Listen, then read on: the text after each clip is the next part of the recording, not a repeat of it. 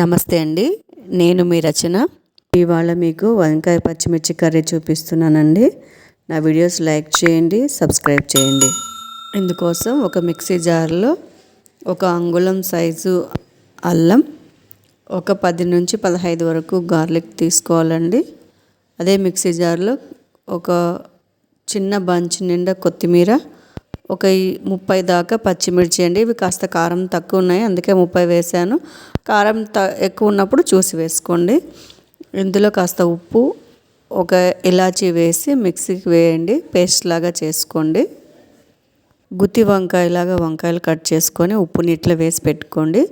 ఒక కుక్కర్ పెట్టేసి అందులో ఒక 4 టేబుల్ స్పూన్ల ఆయిల్ వేసుకోండి. దీనికి కావాలంటే ఆయిల్ ఎక్కువ వేసుకొని ఆయిల్తోనే చేసుకోవచ్చండి. నేను ఒకరోజు ముందు నాన్ వెజ్ తిన్నందువల్ల ఇది కొద్దిగా ఆయిల్ తక్కువ వేసి చేసుకుంటున్నాను. ఇలా చేసుకున్నా బాగుంటుంది, లేదు కాస్త ఆయిల్ ఎక్కువ వాడి చేసుకుంటామన్నా బాగానే ఉంటుందండి. నేను ముందు రోజు ఏం తిన్నానో దాన్ని బట్టి ఆయిల్ ఎక్కువ వేసుకోవచ్చా తక్కువ వేసుకోవచ్చా అని ఆలోచించి వేసుకుంటానండి. టేస్ట్ కోసం కొద్దిగా నేను చేంజ్ చేస్తూ ఉంటాను, మీరు అలాగే ట్రై చేయండి. కొద్దిగా మిక్సీకి వేసి పెట్టుకున్న పచ్చిమిర్చి కాస్త ఫ్రై అయ్యేంత వరకు ఉంచేసి అదే మిక్సీ జార్లో ఒక 2 టమాటాలు మిక్సీ వేసి పెట్టుకోండి. ఇక్కడ ఫ్రై అయిన పచ్చిమిర్చిలో కాస్త చెక్క, లవంగ, జీరా పౌడర్, 2 టేబుల్ స్పూన్ ధనియాల పౌడర్, 1/2 టీ స్పూన్ పసుపు వేసుకోవాలండి.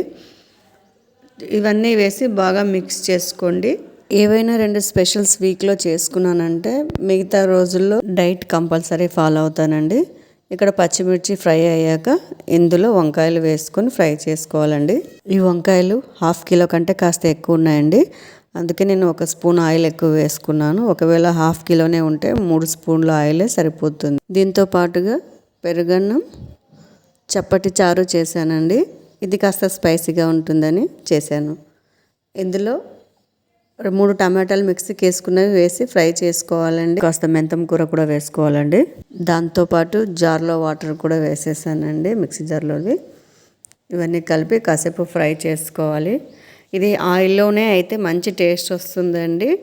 ఆయిల్ ఎక్కువ వేస్తే విజిల్ ఎక్కువ వేయించుకోవడానికి వచ్చేది. నేను ఆయిల్ తక్కువ వేసాను కాబట్టి విజిల్ పెట్టి 2 విజిల్స్ వేయించానండి, అవిన్ని వాటర్తోనే.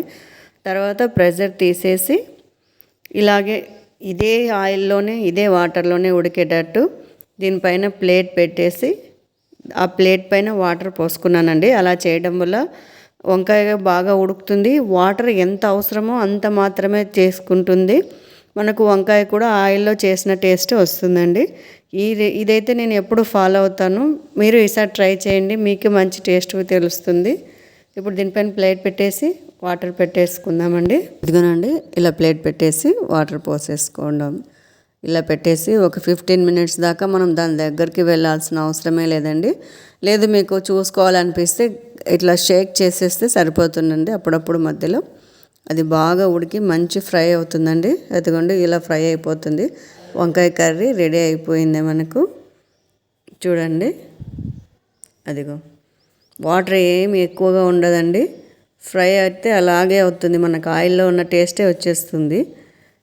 మీరు త్వరగా అయిపోవాలనుకుంటే అందులో ఇంకా 2 టేబుల్ స్పూన్ ఆయిల్ వేసుకొని ఇంకొద్దిగా వాటర్ వేసుకొని 4 విజిల్స్ వేయించుకోండి. తర్వాత వాటర్ అంతా అయిపోయేంత వరకు ఫ్రై చేసుకోండి. వీడియోస్ లైక్ చేయడం మర్చిపోతున్నారండి, మర్చిపోకండి ప్లీజ్.